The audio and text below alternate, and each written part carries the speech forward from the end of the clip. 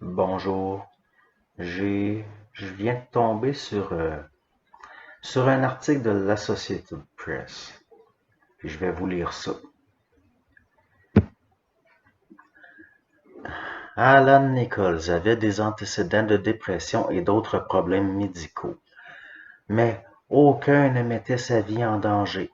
Lorsque le Canadien de 61 ans a été hospitalisé en juin 2019 pour des idées suicidaires, il a demandé à son frère de le faire sortir le plus rapidement possible.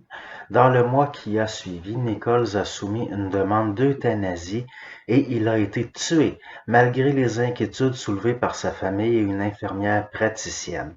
Sa demande d'euthanasie ne mentionnait qu'un seul problème de santé comme raison à sa demande de mort: la perte de l'audition. La famille de Nichols a signalé le cas à la police et aux autorités sanitaires, en faisant valoir qu'il n'avait pas la capacité de comprendre le processus et qu'il ne souffrait pas de manière insupportable, ce qui fait partie des conditions normalement requises pour l'euthanasie. Ils affirment qu'il ne prenait pas les médicaments nécessaires, qu'il n'utilisait pas l'implant cochléaire qui l'aidait à entendre et que le personnel de l'hôpital l'a aidé à demander l'euthanasie de manière inappropriée. Alan a été essentiellement mis à mort, a déclaré son frère Gary Nichols. Les experts en matière de handicap affirment que cette histoire n'est pas unique au Canada, qui a sans doute les règles d'euthanasie les plus permissives du monde, permettant aux personnes atteintes de handicap grave de choisir d'être tuées en l'absence de tout autre problème médical. De nombreux Canadiens sont favorables à l'euthanasie. Le groupe de pression Dying with Dignity affirme que cette procédure est motivée par la compassion, la fin de la souffrance et de la discrimination et le désir d'autonomie personnelle. Ainsi de suite, blablabla. Bla, bla, bla, bla. Vous trouverez l'article très facilement. Ça, il en avait été question à un moment donné dans une entrevue avec David Lévesque, et j'avais dit qu'on aboutirait à des dérives comme ça, que nous avons affaire à des darwinistes sociaux qui veulent éliminer, semble-t-il, des gens qu'ils considèrent comme n'étant pas rentables pour leur système.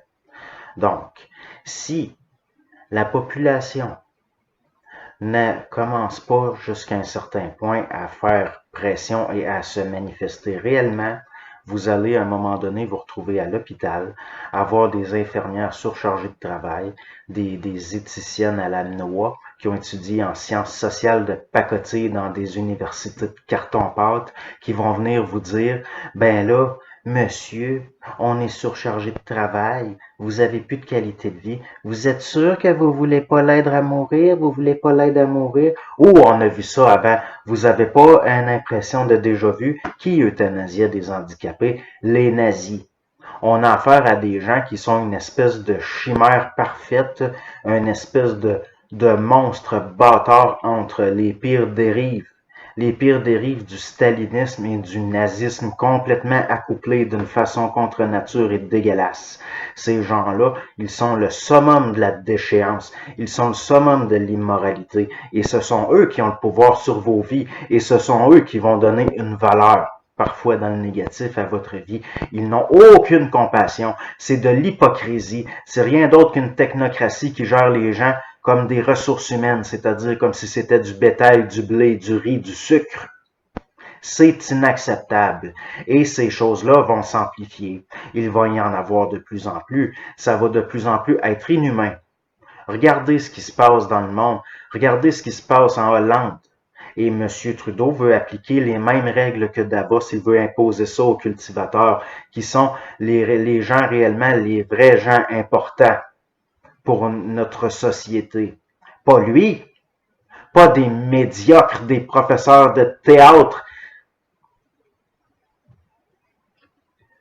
C'est exceptionnel que je fasse une vidéo le soir comme ça, mais à un moment donné, si vous fermez vos gueules puis que vous dites rien, ça va empirer, ça va empirer, ça va empirer, ça va empirer, vous allez vous réveiller en enfer. Parce que ça, c'est l'enfer. On est gouverné par des démons incarnés, des espèces d'animaux sans âme, ce qui est le comble.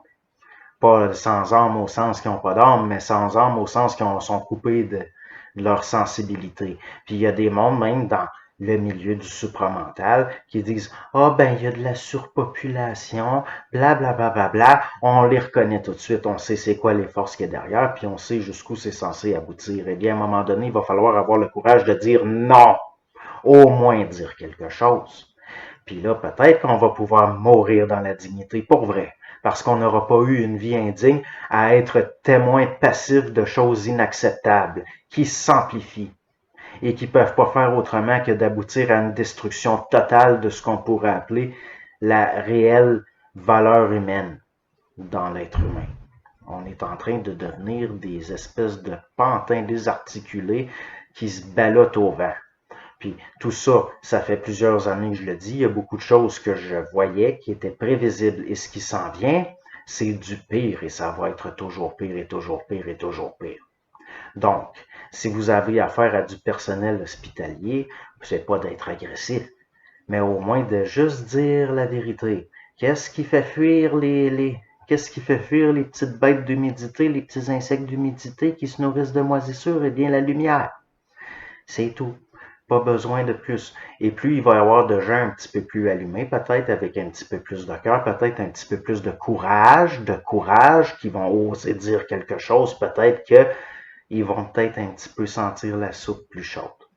Il n'est pas normal que des gens, en tout cas. Donc, c'est ce que j'avais à dire pour ça. Mais il reste que ce qui se passe au Canada, ça va se passer partout. Partout en Occident. C'est la fin d'une civilisation. C'est peut-être la naissance d'une autre. Mais moi, je refuse de crever. Je refuse de crever avec une civilisation que je vois comme désuète, complètement corrompue, complètement stupide, complètement anti-homme, anti-vie, anti-humaine, anti-tout ce que vous voudrez.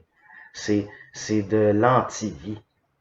On gère pas la vie par la mort. Les humains, c'est pas des ressources. C'est pas du sucre, c'est pas du sel, c'est pas du blé, c'est pas du riz.